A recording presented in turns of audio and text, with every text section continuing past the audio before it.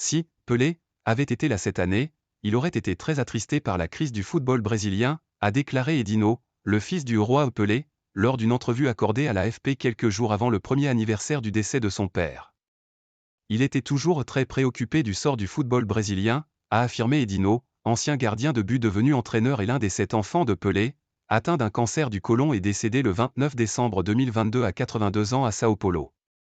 Un an après la disparition du légendaire et génial attaquant brésilien, triple champion du monde avec le Brésil, 1958, 1962 et 1970, la Seleção, orpheline de Neymar, blessée le 18 octobre, au moins jusqu'à l'été prochain, ne se porte en effet pas très bien.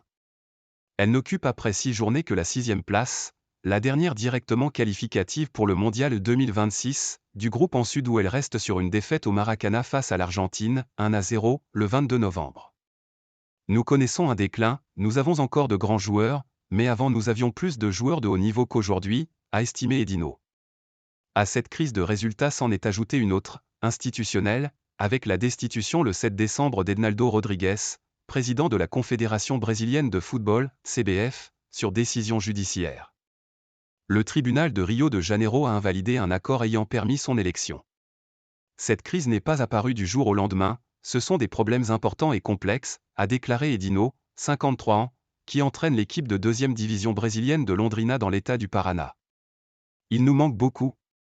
Le Santos FC, où le célèbre numéro 10 a accompli l'essentiel de sa carrière, vit en outre des heures difficiles. Le club de la cité portuaire a été rétrogradé début décembre en 2e division, une première en 111 ans d'existence. Malheureusement, cela n'est pas une surprise. N'importe qui accompagnant la vie quotidienne du club pouvait anticiper un tel scénario, qui a fini par se concrétiser, a estimé l'ancien gardien de but de Santos pendant plusieurs saisons, en référence à plusieurs années de crise financière, sportive et institutionnelle. Vendredi, les cérémonies de commémoration du premier anniversaire de la disparition de Pelé, dont le mausolée où repose sa dépouille a été ouvert au public en mai dernier à Santos, seront discrètes. Les 6 enfants vivants de celui considéré comme le plus grand joueur de football de tous les temps, tiendront une réunion virtuelle intime, certains vivant aux États-Unis, et une messe est prévue en son honneur devant le musée Pelé.